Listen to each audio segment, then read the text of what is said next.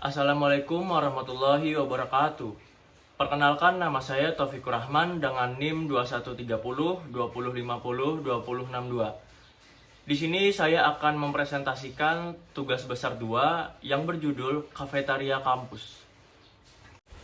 Tugas yang diberikan adalah merencanakan kafetaria kampus yang memadukan suasana santai dan kebersamaan dalam ruang makan dan dapat dimanfaatkan untuk ruang diskusi dan santai.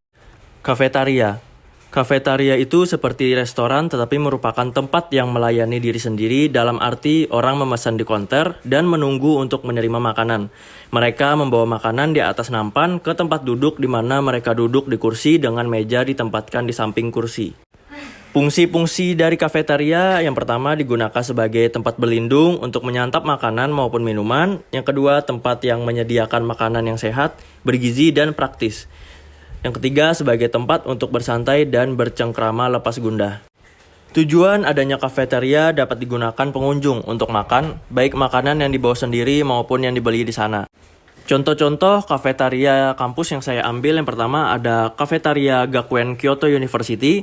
Kafetaria ini sesuai dengan tema multiwarna sekolah. Yasuo Imazu, arsitek utama Ninkipen, menggabungkan berbagai warna pelangi di seluruh kafetaria. Yang kedua, Kafetaria ITS. Kafetaria ini berkaca pada situasi pandemi COVID-19 yang mengandalkan gaya hidup sehat dengan protokol kesehatan yang memadai. Yang ketiga, Kafetaria ITATS. Kafetaria ini tersedia ruang makan indoor dengan kesan lapang, mengingat desain kantin ini dibuat dengan menggunakan material kaca tembus pandang. Selanjutnya, studi preseden. Yang pertama, saya mengambil Kafetaria Putra Pondok Ngabar Ponorogo. Kafetaria ini memiliki bentuk lahan yang kaku, memanjang disikapi dengan fasad depan yang dinamis. Kafetaria ini akan menjadi tempat singgah. Lokasi kafetaria ini berada di Desa Ngabar Ponorogo. Unsur titik berada di ujung sudut kafetaria. Unsur garis vertikal berada di kolom dinding, garis horizontal terdapat di tempat duduk, pola material, dan garis diagonal atap. Unsur bidang pada bangunan dapat ditemukan pada kolom dan alam dekor. Unsur bentuk pada bangunan tersebut yakni berbentuk balok. Unsur warna yang dipakai memakai warna coklat, hitam, dan putih. Unsur ruang sebagai ruang pelindungan atau pernaungan. Fungsi ruang adalah sebagai tempat untuk menyantap makanan. Skala dari bangunan yaitu 4 kali dari manusia, keseimbangan simetris, dan proporsi sudah proporsi. Selanjutnya yang kedua, Kafetaria ITATS. Kafetaria ini merupakan fasilitas terbaru yang disediakan ITATS untuk warga kampus dan masyarakat luas berupa pembangunan kantin secara representatif.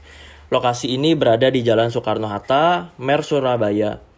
Unsur titik pada kafetaria ini terletak pada ujung sudut kafetaria. Unsur garis vertikal kolom dan elemen dekorasi. Garis horizontal terdapat di tempat duduk, pola material, dan garis diagonal atap. Unsur bidang pada bangunan ini berbentuk persegi, dapat ditemukan pada setiap bagian dinding bangunan. Unsur bentuk pada bangunan ini yakni berbentuk balok. Unsur warna pada bangunan ini ada warna coklat, hitam, dan putih. Unsur ruang sebagai ruang perlindungan atau pernaungan. Fungsi ruang adalah sebagai tempat untuk menyantap makanan. Skala dari kafetaria ini yaitu 4 kali dari manusia, keseimbangan simetris, dan proporsi telah proporsi. Selanjutnya yang ketiga, Kafetaria Budaya FIB UI. Kafetaria ini yang berada di FIB Universitas Indonesia ini memiliki beberapa tempat penyedia makanan dan minuman seperti restoran. Lokasi berada di Jalan Profesor Dr. Selo Sumarjan, kampus. Unsur titik terletak pada sekitar pinggiran dinding kafetaria. Unsur garis vertikal terdapat di kolom dinding, garis horizontal terdapat di tempat duduk dan pola material. Unsur bidang pada bangunan ini berbentuk lingkaran yang dapat ditemukan pada bagian dinding. Unsur bentuk pada bangunan ini memiliki unsur bentuk yakni lingkaran. Unsur warna pada bangunan ini berwarna putih. Unsur ruang sebagai ruang perlindungan atau pernaungan. Fungsi ruang adalah sebagai tempat untuk menyantap makanan. Skala dari kafetaria ini yaitu 4 kali dari manusia, keseimbangan simetris, dan proporsi telah proporsi. Selanjutnya, konsep bentuk. Inspirasi ide bentuk yang ditampilkan dalam tema ini merupakan bentuk yang menyerupai talawang. Talawang merupakan tameng atau perisai khas suku Dayak yang memiliki makna dapat melindungi diri. Penganalogian talawang sebagai ide bentuk dari tema regionalisme. Lalu filosofi, Talawang merupakan tameng atau perisai khas suku Dayak yang terbuat dari kayu ulin atau kayu besi. Corak Talawang yang saya ambil adalah burung enggang yang bermakna sebagai satu tanda kedekatan masyarakat dengan sekitar. Burung enggang juga merupakan simbol dari Universitas Palangkaraya. Seluruh bagian tubuh burung enggang digunakan sebagai simbol kebesaran dan kemuliaan. Pemilihan warna yang saya ambil memakai warna putih yang melambangkan kemurnian dan kesatuan. Yang kedua, warna coklat yang melambangkan memberi kesan hangat, nyaman, dan aman. Fasilitas dan inovasi pada kafeteria ini tersedia kursi dan meja, tersedia jaringan wifi, tersedia stop kontak, memiliki exhaust fan, tersedia wastafel, dan tersedia toilet. Transformasi bentuk awalan berbentuk talawang lalu dilakukan pengurangan sehingga berbentuk bangunan seperti pada gambar berikut. Selanjutnya, analisa site. Yang pertama, analisis matahari. Kota Palangkaraya memiliki dua musim, yaitu musim panas dan musim hujan.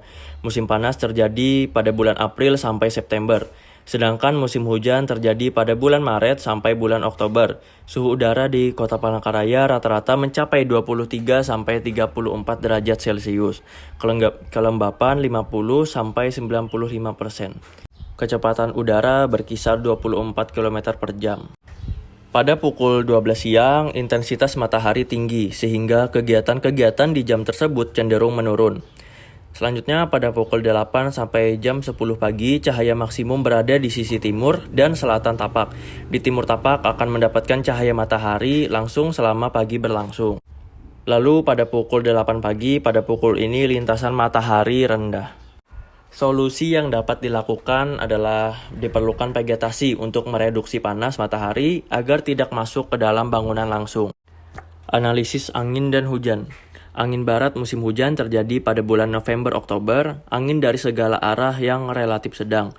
Angin tenggara musim kemarau terjadi pada bulan Maret-Oktober. Solusi yang dapat dilakukan adalah membuat penyerapan air seperti menanam vegetasi dan membuat drainase berupa selokan. Lalu meninggikan lantai bangunan agar jika hujan deras tidak masuk air ke dalam bangunan. Lalu bisa juga menempatkan vegetasi-vegetasi pada kawasan tapak yang dilewati angin, agar angin yang masuk ke dalam bangunan menjadi lebih sehat dan segar. Analisis vegetasi. Dari yang terlihat, vegetasi yang dipakai set ini ada beberapa pohon. Di sekitar juga banyak tanaman. Solusi yang dapat dilakukan adalah menambahkan beberapa vegetasi agar tapak lebih sejuk. Analisis utilitas. Terdapat lampu jalan, terdapat saluran drainase selokan. Solusi yang dapat dilakukan adalah menambahkan lampu taman di sekitar set atau tapak. Analisis sirkulasi. Arah menuju set ini dapat melalui Jalan Hendrik Timang, Jalan Universitas Palangkaraya, dan Jalan Bukit Keminting. Solusi yang dapat dilakukan pada jalur pejalan kaki, material yang digunakan memakai material geras balok agar air mudah menyerap. Selanjutnya, data existing. Lokasi tapak yang saya ambil terletak di Jalan Hendrik Timang, kawasan Fakultas Teknik. Tapak yang digunakan berada di samping Fakultas Teknik Informatika. Berbentuk persegi dengan luas 20 meter kuadrat, jarak tapak dari jalan 10 meter. Kondisi lingkungan, tapak terletak di lingkungan kampus UPR. Potensi tapak, pada sekitar tapak memiliki saluran drainase berupa selokan. Lalu adanya lampu penerangan di sekitar tapak, terus pada sekitar tapak berdekatan dengan Fakultas Teknik. Dan juga memiliki parkiran motor atau mobil di sekitar tapak. Lalu di arah barat terdapat gedung laboratorium terpadu. Lokasi kampus UPR Tunjung Nyaho ada di Jalan Yosudarso, Palangkaraya, Kalimantan Tengah, Indonesia. Universitas Palangkaraya memiliki luas keseluruhan lahan sebesar 5.350 hektar. Ukuran jalan dan tapak, pada Jalan Universitas Palangkaraya, lebar jalan kanan dan kiri memiliki lebar 6 meter, panjang jalan 110 meter. Jalan Yosudarso, lebar jalan kanan dan kiri 6 meter, lebar trotoar tengah 4 meter. Lalu Jalan Hendrik Timang, lebar jalan 6 meter, panjang tapak 20 meter, dan lebar tapak 10 meter. Lalu di sekitar tapak juga memiliki banyak beberapa vegetasi. Lalu selanjutnya alternatif desain. Di sini saya memiliki 3 alternatif desain. yang memiliki fasilitas dan inovasi, tersedia kursi dan meja, tersedia jaringan wifi, tersedia stop kontak untuk pengisian daya, memiliki tempat sampah, lampu penerangan, memiliki exhaust fan, tersedia wastafel, dan memiliki toilet. Bahan material yang dipakai ada beton, kayu, kaca, dan keramik. Lalu pemilihan warna yang saya ambil warna putih yang menggambarkan kesederhanaan, kemurnian, tidak bersalah, dan kesempurnaan. Lalu set plan dan situasi. Set plan pada gambar tersebut memiliki skala 1/200.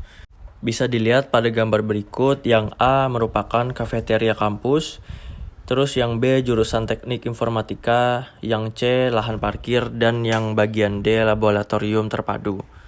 Dan berikut juga situasi skala 1/200. Selanjutnya denah dengan skala 1/200 yang memiliki panjang 12 meter dan memiliki lebar 8 meter. Yang di dalamnya memiliki beberapa kursi, toilet maupun dapur. Selanjutnya potongan. Potongan AA memiliki skala 1/50 yang memiliki panjang bangunan kisaran 12 meter dan memiliki tinggi 5 meter. Lalu potongan BB dengan skala 1/50 yang memiliki lebar 8 meter. Selanjutnya tampak. Bisa dilihat pada gambar berikut. Pada tampak depan skala 1/100, tampak belakang, tampak samping kanan, dan tampak samping kiri. Selanjutnya perspektif. Ada perspektif eksterior yang bisa dilihat pada gambar berikut dan juga ada interior. Selanjutnya detail arsitektur. Pada bangunan kafeteria di depan terdapat talawang bercorak burung enggang yang merupakan ciri khas suku Dayak yang bertujuan memperindah bangunan. Lalu pada bagian depan bangunan juga terdapat geras balok. Rongga-rongga ini memungkinkan air dapat meresap ke dalam tanah agar menjadi lebih banyak. Pada bangunan kafeteria ini juga sekilas dari depan berbentuk talawang perisai khas Dayak.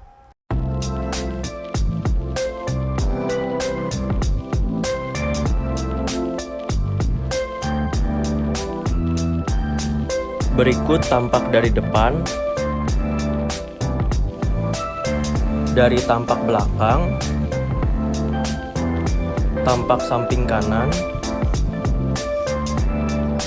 tampak samping kiri, dan tampak atas. Sekian presentasi dari saya. Wassalamualaikum warahmatullahi wabarakatuh.